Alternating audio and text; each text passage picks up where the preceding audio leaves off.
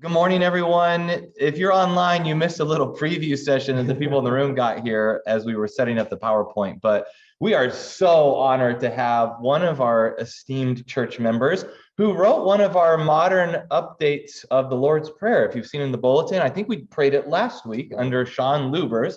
This is Sean Luebbers. And so Sean is a high school history teacher.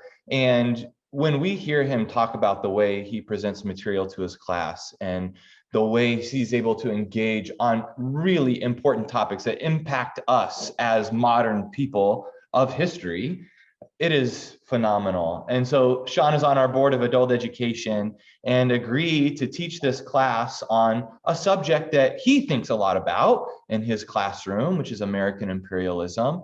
And so we can't wait to hear from you, Sean. We're going to put the screen share up. So the PowerPoint we hear, just click through. Folks online, if you have something that you want to ask, be sure to unmute and talk, because with the PowerPoint up, it might not be as easy to see the chat and folks in the room engage. And so cameras here, folks online will be able to see you. They'll be able to see your PowerPoint. And let's listen. Thank you, Sean. Thank you. All right. All right. Well, good morning, everyone, and welcome. First of all, let me just ask the people at home, because I kind of gave a little, introduction before you were here. Can someone unmute and just tell me that you can see the presentation screen now? At home? I can see it. Great, great, thank you. Yeah, you should see kind of a little dove sitting on some stones there, a piece of art, but that's just kind of a background for what I hope or I plan to kind of start talking about with you. And I just want to let everyone know at home and here in the room that, my style is, if you have anything to add, if you have anything to say, if you have, a question, even if it doesn't seem specific to what we're currently talking about, just something pops up, that's usually inspired. And feel free to speak up, feel free to, share, and I'd be happy to, kind of go off on a tangent even. I'll try to bring us back so, we finish, with where I want to get to, but I'm a teacher, so I kind of, that's part of my job, so hopefully I'll be able to do that. But as kind of an introduction for you right now, I just want to let you know that our topic this morning is the essential question: why do we as Americans fight the wars we fight? And just to give you a little bit of background, I myself am a Marine combat veteran, and I want to let everyone know from the start that this presentation will be from a pacifist point of view. My biggest fear is that I won't do justice to pacifism, or that I will sound like a conditional pacifist in maybe some of my points, when in fact, I truly believe, this is just, for me, and this is kind of what's going to maybe flavor the presentation, that war is never the answer, that peace is preferable to war, and that love is more powerful than hate. And that wars we engage in are often just like when two people interact, out of fear, out of anger, or out of any other human emotion that would cause someone to fight. Nations also practice that emotion and do some of the worst things without clearly thinking. The worst things for their own interest, the worst things for the public interest. And in fact, if you think about like just the idea of mediation and conflict resolution, people have conflict when they are stuck in their positions and they don't see their interests. As soon as they can let go of their positions and embrace their interests, they will move forward to a better place. And I would argue that all of our wars end up being because of that flaw in our human history, in our national history, and in our individual desires and wants. So just kind of to start there. I would also say this: to choose not to fight, I believe, is the epitome of bravery and honor. A bravery and honor that I sadly did not possess. I stand before you a victim and a perpetrator of war, which is why this topic is so important to me. For the past 23 years, I have also been an American history teacher to 11th graders, and I also teach mediation to high school peer counselors. So I've been learning with my students for quite some time why nations get stuck in those positions and often betray their interests and the interests of their people. So here it is. The first thing I'm showing you is an example of a prompt. This is a prompt that I use with my students, that I use actually recently with my students.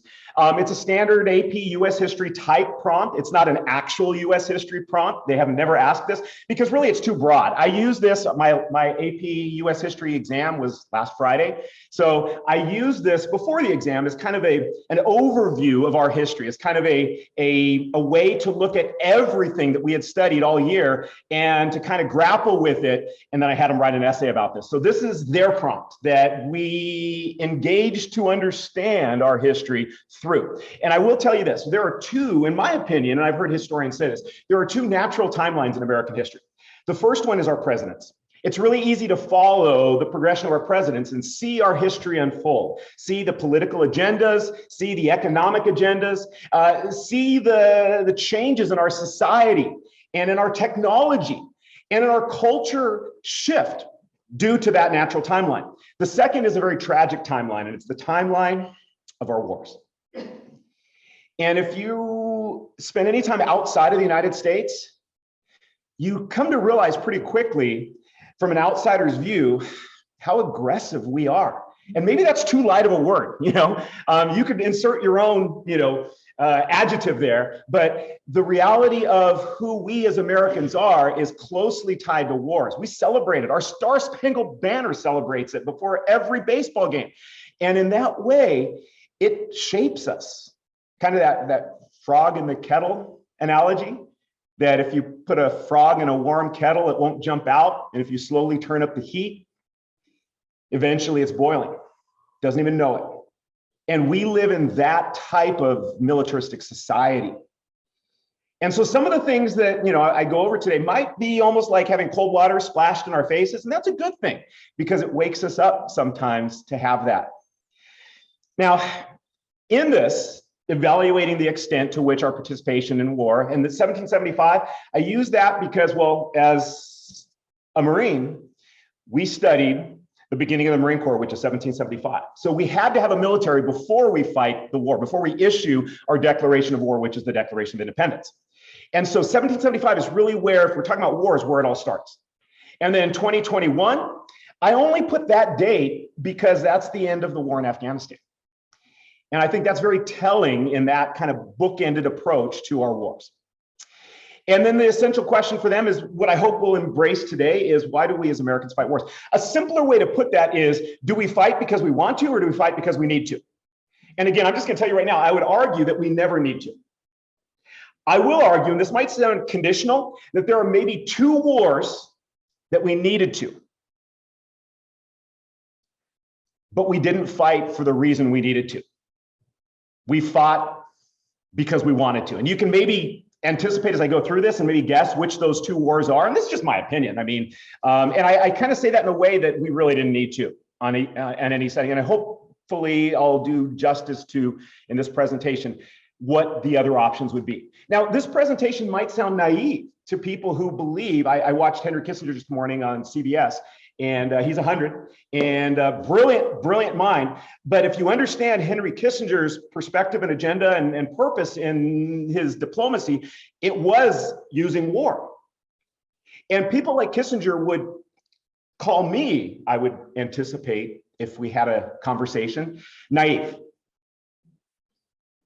Because the world is more complex. All of these wars that we're going to talk about, more complex than a 45-minute discussion will allow us to investigate.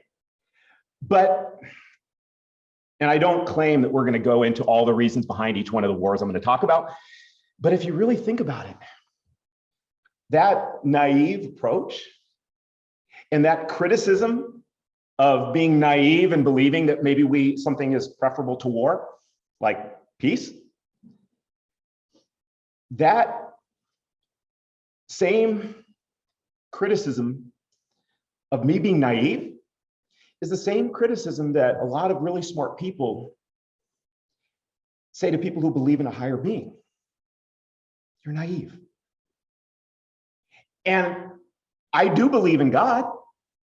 So I'm okay with you calling me naive because I believe outside of myself, outside of my own reasoning, outside of all the facts, I believe there is something more important than my opinion, more important than even my life experience. Outside of myself, I think there is a principle. And in faith, we cling to those principles. And I think one of those principles, if we talk about Christianity, should be peace and love, which I kind of said earlier that I think is preferable to war and hate. So as we get into this, I want to start with presidential candidate John Kerry.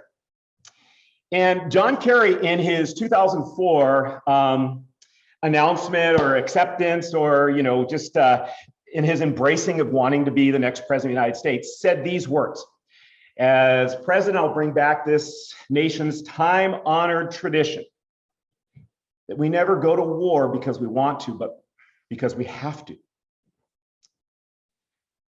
One might question if this is really a time-honored tradition at all. Now, background of John Kerry, as I'm sure most of you know, Vietnam War veteran, came back and protested the war, and then became a politician and a diplomat. And his words sounded, I remember when I heard those at the time, I was like, this is, especially during the time of our conflicts in the Middle East and the unfolding American nationalism that we were starting to see, it sounded refreshing. It sounded like there was a better time. And so this never left me. I was already teaching US history at that time. I was a brand new teacher. And I remember just grappling with this and saying, what he said there, and especially because of his credibility in my mind, what he said there is it really true that we used to fight wars because we had to? Or have we always fought wars because we wanted to? And as I talk briefly about each one of these wars, this is kind of the foundational point that I want to start with. The question, it goes back to that essential question, but from John Kerry: do we really fight? Have we ever really fought? Will tomorrow's wars be because we have to? Or is there some type of underlying gain? Maybe an economic gain, a political gain, a military, strategic gain that cause us to fight our wars. And so let's start with, excuse me, the earliest conflicts in Paul Revere's Bloody Massacre. That's what he called it, Bloody Massacre. We know this as the Boston Massacre. I always ask my students when we're studying this, is this really a massacre? By the sense of anyone who dies it's tragic. One death is tragic. But should we draw a line at what we call massacre and what we call, a violent confrontation that caused death? I would argue that we could say that every death, especially every death at the hands of government, is as bad as a massacre. But what was Paul Revere doing when he depicted this? And what he was doing clearly is, well, an early example of propaganda. Paul Revere was showing, especially those who couldn't read and write in the colonies, what the British threat was to us. If you notice the blood, if you notice the smoke, if you notice the redcoats, you clearly see there is a threat. Paul Revere, as one of our founders very early on, was using, because here's the other part of this, as a silversmith and business person, he was affected by the new taxes. Remember, the new taxes were to pay back for the 7 Years' War. The 7 Years' War, or French and Indian War, was very costly to the British Empire. And because of salutary neglect and their belief that the colonies were just doing well on themselves, they kind of left us alone, and we appreciated that. And once they had to fight a war that they claimed to defend us, they started to get more involved. And that caused people like Paul Revere to push back. People like Paul Revere got really upset over the fact that their economic gains were being meddled with. People like Paul Revere and others in the Sons of Liberty, and even to extend that, John Hancock, who made a lot of money smuggling and violating those laws and became one of the wealthiest persons in the colonies. These founders are, well, let me step back for a moment. I love Howard Zinn. And a quote by Howard Zinn on American history is, in the study of American history, there are no heroes or saviors. And one of the problems we look at when we talk about Paul Revere or John Hancock is all of a sudden it causes us to feel uneasy, maybe unpatriotic, to criticize those foundational people in our nation's history. And I would argue that if you listen to what Zen means in saying there are no heroes or saviors, is that it's never been the people who we would consider heroes or saviors who have changed things for the better. It's always been the people who have changed things for the better through their collective voice. And in that sense, bringing us back to Paul Revere, I asked the question. Some historians argue that the American Revolution was actually a British counter-revolution because our economic protest was so successful. I don't know if that's true or not. The argument's there. But I would argue that perhaps our economic boycotts were so successful. I mean, they started to repeal acts. The Declaratory Act basically said, we are going to listen to you and work with you and repeal some of those worst taxes that you're complaining about, but we're still in charge. And if you think about that, well, I just asked the question, did we really need to even fight the Revolutionary War, or do we fight it because we wanted to have our own country, our own autonomy, and our own ability to fight future wars? And that's the tough question when we talk about our nation's founding. One other thing to mention when we talk about the Revolutionary War is there are some colonies that didn't participate. The 13 colonies that become the United States participated, but there were other British colonies in the New World that chose not to. And so again, the question has to be from the very beginning, do we fight wars because we have to, or do we fight wars because we want to? And I'll just kind of leave that out there. Now, the next one that I'm going to talk about is the War of 1812. And again, this is not an exhaustive list of all of our conflicts, but it's just, and I'm going to get through the rest of them kind of hopefully more quickly, and just ask that question and kind of maintain that idea that, question this. In what you're seeing here in the War of 1812, we fought mainly because the Americans weren't being respected in their neutrality rights from both the French and especially the British. Sailors were being impressed into military service, which literally means kidnapped to serve in the Royal Navy. And America felt that this was unthinkable, this was wrong. Now, I want to pause and again ask, when something is wrong, when something is unthinkable, is our first result war, fighting? Or are there other avenues? And if you say, well, okay, war should be a last resort, well, last resorts are still on the table. And sometimes they jump ahead in line so that we will fight as long as it's a resort. What did we do? Now, if you think about the War of 1812, it was about American neutrality, but it was also about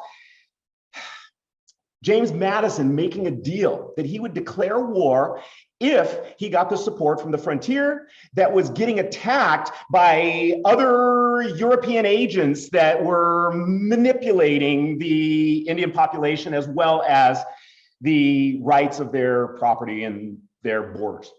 The Eastern merchants did not want to fight the War of 1812 because it would hurt them economically. So there was a debate.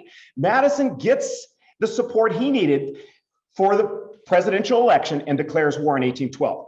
And again, on this one, is impressment really a reason that we need to fight a war? Or were there other avenues that we never really endeavored? Next, we have maybe one of the most tragic instances in war. And I say that because as a US Marine, we learned about the Mexican War in the context of the second line of the Marine hymn. It talks about the shores of Tripoli.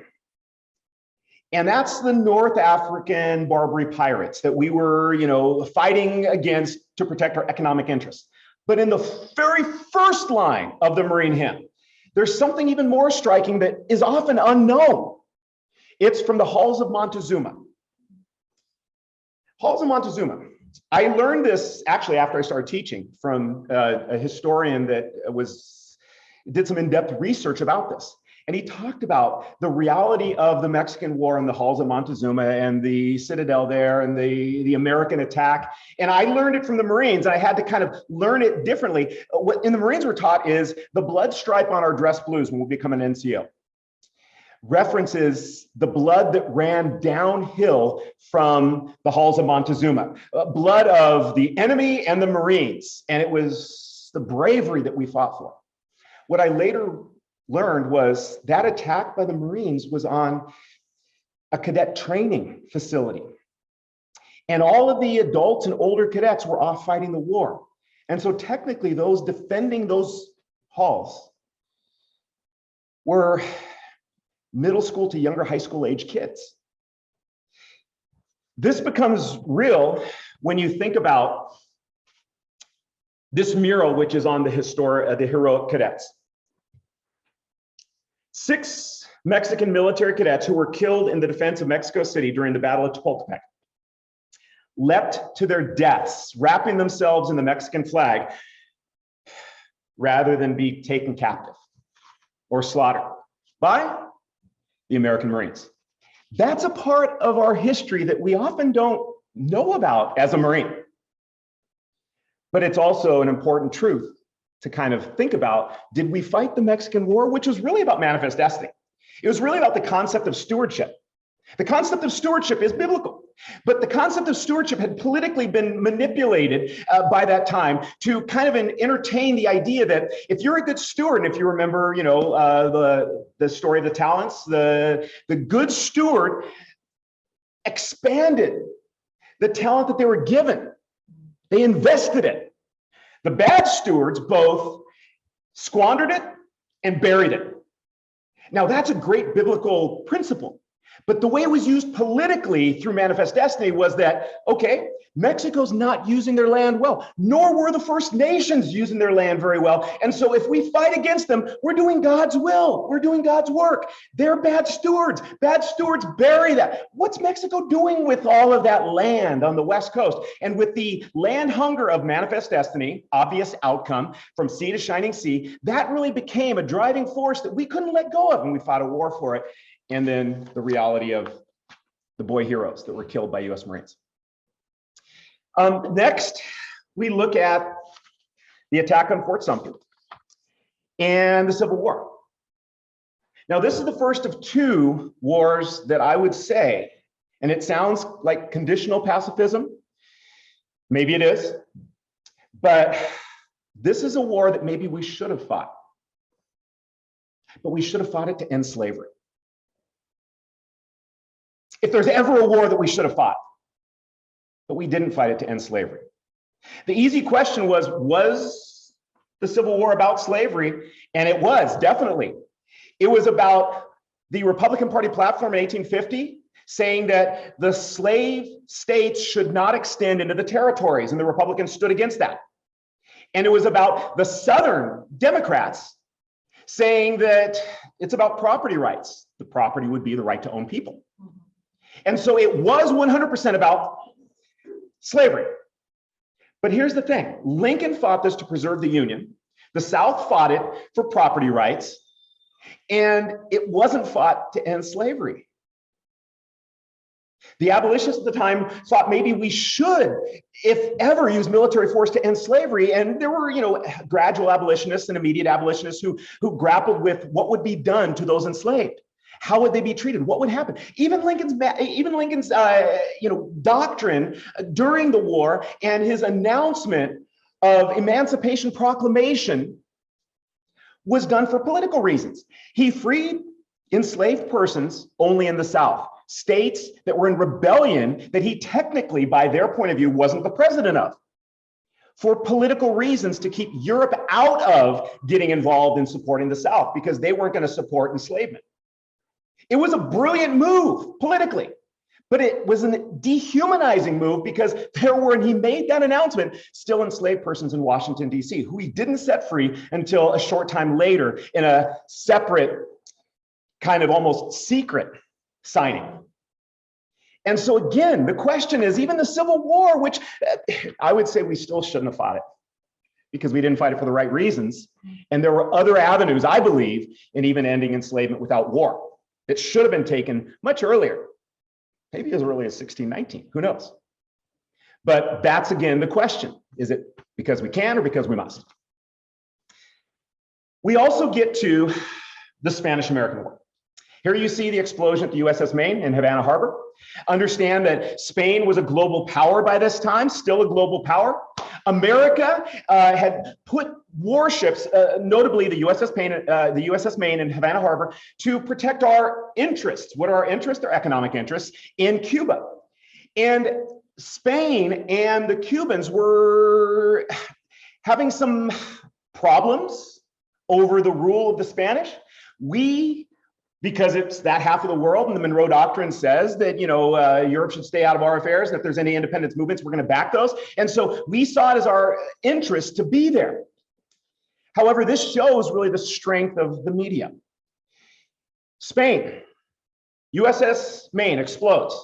Spain is accused of doing the attack. Even the captain of the Maine, the US commander of that ship, claimed in direct messages to his higher-ups, I don't think it was an attack. Maybe an accident. We believe today it probably was a boiler overheated and exploded, not an attack. But Joseph Pulitzer and William Randolph Hearst both used the power of their newspaper empires to create a war that would serve them economically and politically, using the military to expand and really produce strength for their endeavors. And in that way, what you kind of see is the unfolding of a war that maybe is more about because we want to fight that war, or a couple did want to and we were manipulated into it, but not maybe because we had to fight the war with Spain. Was there a question online? Comment? Oh, I was just, we can't see the Maine. We're still on the Dove image. Oh, no. Oh, thank you for, okay. Well, let me stop sharing. Thank you. Okay, so, interesting. It's up there, but it's not at home. So let me go to,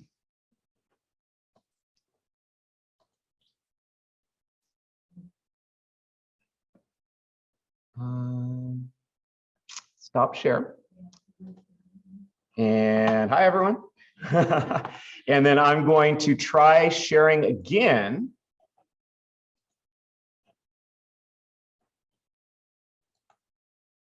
And I'm going to forward it. Okay.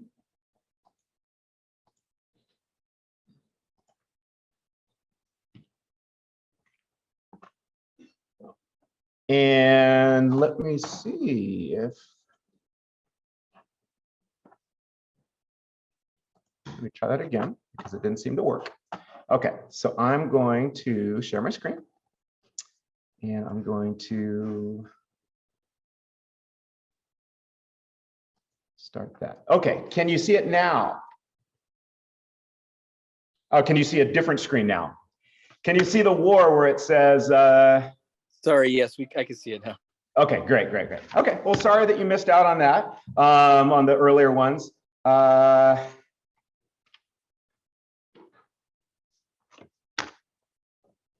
me see if I can go back and just show you real quick. You missed some of the great stuff that I wanted to share. Okay. Okay, well, we'll just pick up right there. So the next idea that I want to kind of go with is the Philippine-American War. And in the Philippine-American War, it was a claim that after the Spanish-American War, that the Filipinos, the newly liberated Filipinos, were not ready for self-rule. In saying they're not ready for self-rule, we then inserted ourselves to help kind of rule on their behalf. What we really wanted there, and just understand this, was a coaling station, or you could say a fueling station for our merchant fleets and for our naval fleets to kind of insert us into that important geopolitical area. And so in that, famously, William Jennings Bryan, who was a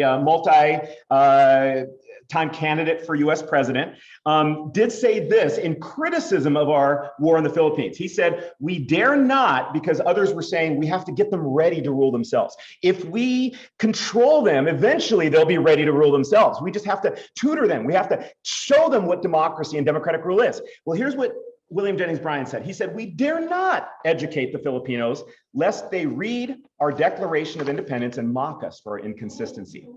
So in that way, we also have a very important American author, probably the most famous American author of his day. And for some reason, I'm not able to get to the next slide. Here we go. Mark Twain. And Mark Twain, in his war prayer, kind of in a very important criticism of this war. Okay. Mark Twain, in his war prayer, says specifically a few things that I wanted to highlight.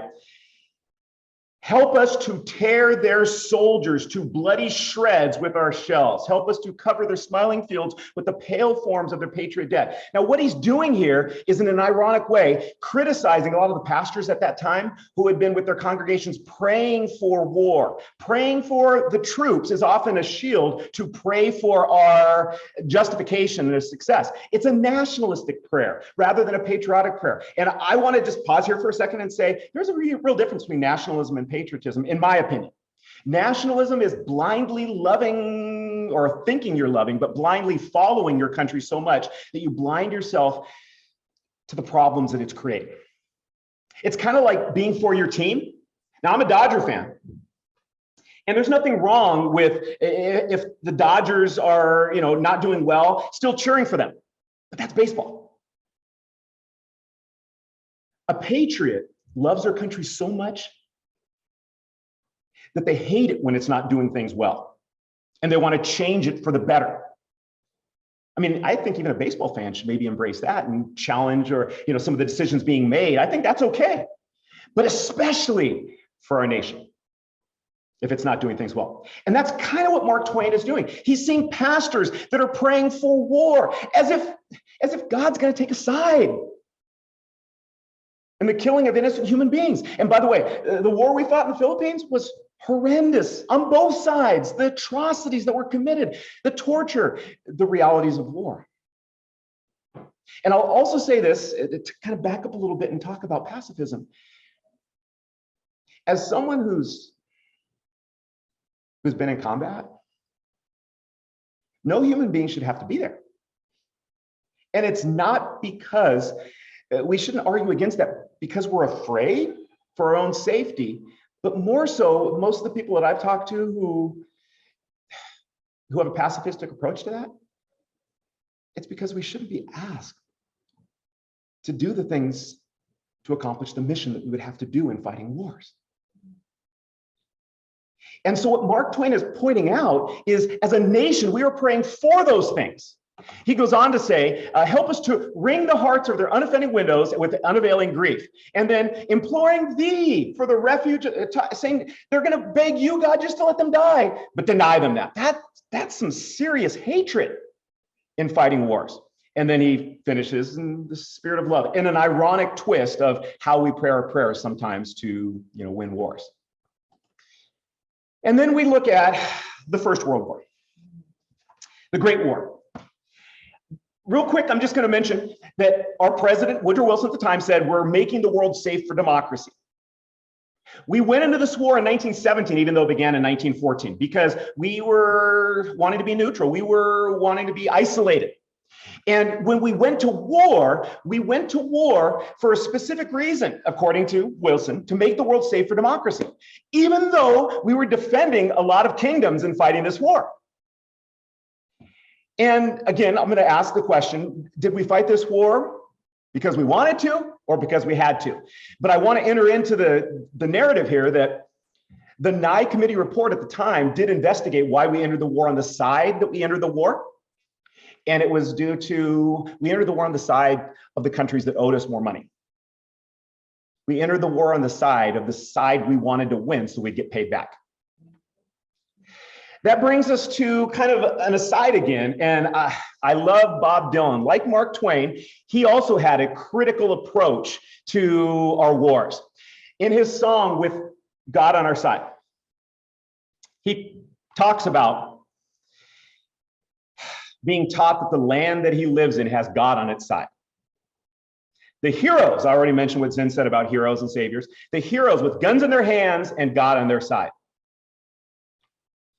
You don't count the dead, he says in this song. And if you haven't heard this song, or if you haven't heard it in a while, listen to it when you get home, because it's a very compelling timeline of our wars. It's kind of part of the impetus of what we're talking about today.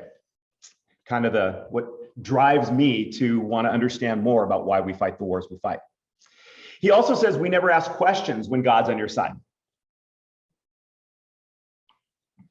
And so that brings us to, the Second World War.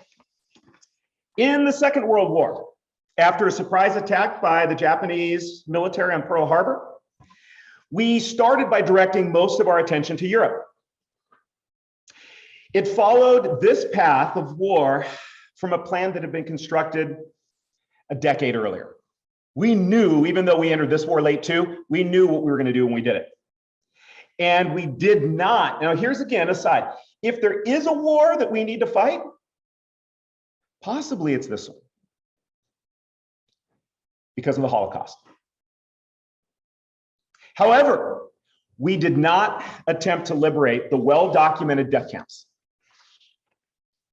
We just continued supporting our allies, and almost as a surprise at the end, oh, there were death camps. Again, there are reasons that we fight wars, and you got to think about this one. Was it because we had to, because we wanted to? Or else maybe if we had to, it might have involved the death camps earlier. Also important to note, we dropped 2 atomic bombs to end the war on civilian cities, even though they made military weaponry, civilian cities. And the reason behind that too is almost like that same essential question. Did we drop those bombs because we wanted to or because we had to? Did we drop them to test their accuracy, to test their impact in a war? They did end the war, but we also have to think about the Russians were trying to help us in the Pacific, and we didn't want their help. We wanted to end the war quickly. We justified it. Harry Truman justified the dropping of them, that it saved a lot of lives because the Japanese would have fought maybe to the death. Maybe all their civilian populations, he argued, would have fought to defend their island, and it would have cost us a lot of lives and them a lot of lives, and it saved lives because it was just 2 cities. I would say that approach, and kind of almost like the approach we have of our First Nations of saying that a person is somehow a noble savage and they would fight to the death, is dehumanizing. And it's a stereotype and not a good reason to drop a couple bombs. Quickly just get through the war in Korea, which was a proxy war of the Cold War. And the war in Korea, again, push back against the communist takeover of the North under its policy of containment. We basically fight this war for the concept of containment. And you got to think, is containing the spread of communism a reason to fight wars? And then we see the Cold War itself. And there were a number of proxy wars involved. And underlying this was the threat of global nuclear war. Now, I saw Henry Kissinger just this morning talk about the threat of global nuclear war and the fact that we had mutual assured destruction, which kept peace. But I ask you, was that really a good peace? And I'll also ask you this, from a pacifist point of view, if we disarm, does that automatically assume that the other side is going to kill us? The Cuban Missile Crisis is an important part of this. I'm showing the creation of the Berlin Wall there, but really the culminating event is the closest we ever came to nuclear war, which is the Cuban Missile Crisis. If anyone studied the Cuban Missile Crisis, you know that we are very proud that we stood face to face with the enemy and they blinked. They turned back. They were not willing to go to nuclear war, and we were 100% willing and ready and able to go to nuclear war, but they didn't. That destroyed Nikita Khrushchev's political career, but it also saved the world. I think of Khrushchev in his memoirs, in his retirement, wrote something that he said when they first tested the bomb, he didn't sleep, but when he decided he would never use it, he slept like a baby. We also have the war in Vietnam. There, the domino theory was pivotal, and the Tonkin Gulf Resolution gave the president war-making powers. And you have to think, was that really the point of a lot of the geopolitical findings during that time? And then we have the war that I fought in, Desert Storm, Desert Shield. Had a lot to do with economics. I would say if you measure imperialism, there are 3 degrees. The level of imperialism is military, political, and economic power. And I teach my students that those three things can all exist at the same time, or they can exist separately. I would say this is one example where all three are there. And it's like the degrees of a burn. If you just have a first-degree burn, it can heal. If you have a second-degree burn, it's going to scar. Think political and economic. But with a third-degree burn, political, economic, military, it's changed forever. And we're still, and probably always will be, in the Middle East. I think about the economic gains that we got, gains in quotes, gains because we don't have to have OPEC shut down our oil again. We don't have to have a non-entry into the oil-rich region of the world. When I went there, it was the first time the Saudi Arabians ever let American or any foreign military troops be stationed there. And it was because we put up a shield to protect them. And we said, he's invading here. And Saddam himself was like, no, I wanted Kuwait. And we're like, no, you are going to invade Saudi Arabia. And the Saudis are really, and we're like, yeah. And a international coalition got formed to stop that advance. And you have to think of, everyone who participates in the war maybe has a bad agenda, but that means we do too. In fact,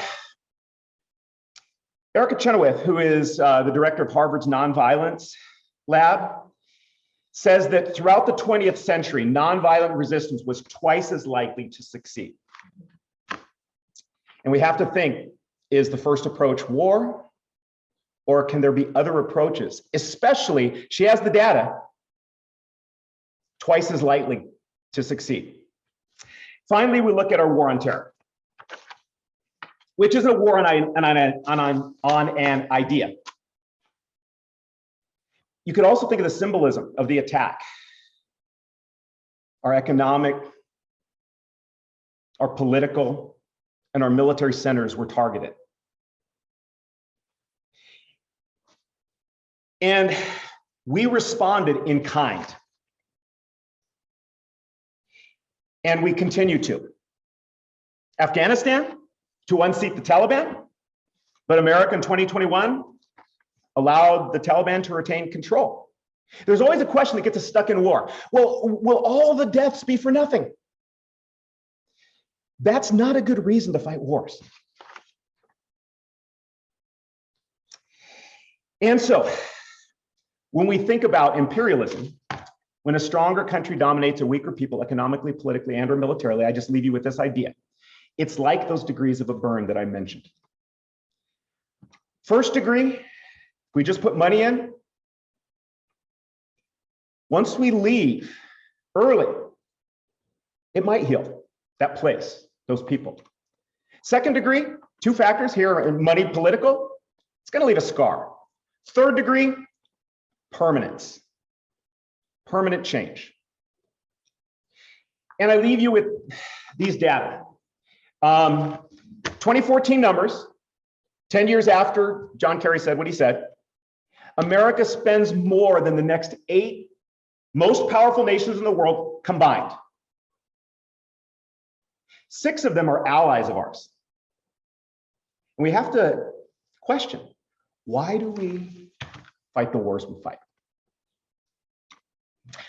Well, that's all I have for this. I know we're 15 minutes before church starts, but I'm willing to stay and answer any questions or take any comments from anyone on anything that we talked about today. I really want to hear some of your insights because I know there's so many collectively wise comments and wise people. And, I know a lot of you, and I'm just really interested in what you have to say about why we fight the wars we fight. Why do you think we fight the wars we fight? That's an essential question that my students are forced to answer. And I've been trying to force myself to understand. And I think the beginning of all important action is understanding. So help me understand. Any questions, comments? Do you feel U.S. should be isolationist? That's a great question. The question was, should the US be isolationists? And I would say, personally, no. But does isolationist mean that we isolate ourselves from involvement? And I would say here, World War I, World War II, we were in an isolationist posture. We entered the war late, but we did enter the war. We knew what we wanted to do a decade before in World War II. I would say, rather than isolationists, how about interventionalists without using troops or war, but with using peace? And as Chenoweth argues, that a non-violent, a non-warlike resistance to the violence. It might sound naive, but diplomacy should be the first, second, and last step, I would argue, rather than using military intervention. The question might be, well, what about Putin? Yeah, that's a great question. What about Putin? Well, is increasing the violence an answer?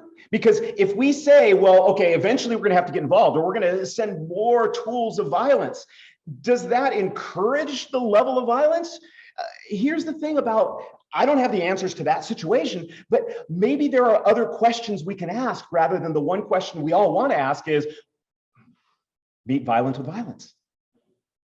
What about diplomacy? And not diplomacy using the big stick diplomacy, but what about diplomacy using the people of the world who do not tolerate war as an answer? And maybe the people of the world demanding that we seek peace, because like I said at the beginning, peace is preferable to war and love is more powerful than hate. And wars are fought, I would argue, because I fought in one, a lot of hate in your heart. You have to, or else you don't accomplish the mission. But yeah, great perspective. I would argue no, though. I mean, somebody else might have an idea that maybe yes, but I would say I don't think we have to distance ourselves from the rest of the world or unplug. I think we should, really the admonition is to plug ourselves in more and be the voice of, for all good things, peace, especially the church.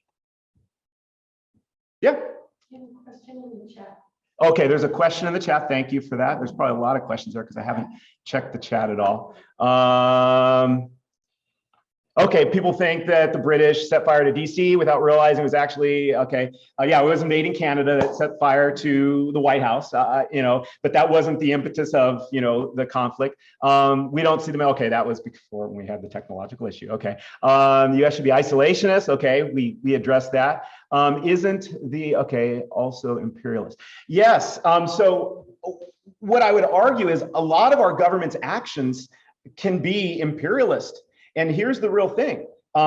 Do we support those actions or do we use our voice? In a democracy, one of the reasons that I love our country is because we have the vehicle to not just trust our heroes and saviors to do it for us, but we have the vehicle to do it ourselves. So yeah, I would say, I would say maybe the opposite of just accepting that our leaders are going to make the right decisions. I reference back to World War I and the Nye Committee report where they realized it was about economics that we entered World War I, even though it was, quote, to make the world safe for democracy, but we were really making the world safe for democracy. And then why did I join the Marines? Wow, that's a great question. I joined the Marines because maybe the GI Bill, which I really didn't get anything from, it was kind of GI Bill after 9/11 ended up being better. But I didn't have resources to go to college, and it was kind of a temptation that maybe I would get some money. Didn't really, just paid for my books basically, but I did use every cent of it because I felt that I was, entitled to the money because I, bought into it. But yeah, I think maybe more for excitement, if I really think about my young self, and no good reasons for what we were thrown into, whether it was money or excitement for a young, 18-year-old going off to war. But yeah, thank you for the questions. Yes. Eisenhower wanted some of the military-industrial congressional complex, Right. which we didn't see. Did you see that in the budget, which Yes. seems to be supported by both major political parties? That would change. Yeah, so that's a great question. It was the military-industrial complex. Eisenhower warned of this growing military-industrial complex. I want to just tell you how I address that with my students because it's kind of interesting because for them, they understand Iron Man and the history of Marvel Comics Iron Man, where the military-industrial complex really becomes this thing where, people get really rich and these weapons of war get more technologically advanced. And the science fiction of that, unfortunately, isn't that far off from our reality. And the fact that when we talk about military budget, which I just showed you, it's not that the troops are getting paid or new uniforms or they have nice places to live. I lived in a place on Camp Pendleton that had been condemned since the 1960s. That's like a garage that we lived in. It's not, when they say, don't you want to pay the troops? We don't get paid that well. Many of them have jobs outside of the Marine Corps working at places like McDonald's to support their families. So the military industrial complex, understand, is about research and development for weapons of war we hope to never use. Is that a good reason to have the budget we do? I would argue for the budget for military industrial complex. What if we took all of that money and poured it on something we wanted to solve? All of those trillions of dollars we've spent on people who are houseless. Could we solve the problems that we can't solve today? And I would say that instead of the corporations, maybe trusting the people with that money. But yeah, I don't know how to solve that, but I think it can be solved. I'm hopeful because we are the people. When we talk about our government, it's us. Just like when we talk about the church, it's not a building, it's us. When we talk about the United States, it's not Washington, D.C., it's us. So yeah, but thank you. That's great. Great point. Well, we're about 5 minutes out from the service starting. So I'm going to wrap up and let everyone who'd like to go. I'll remain here to answer any questions, but thank you very much for letting me come out today. I've really enjoyed this. Thank you. And to you at home, bye.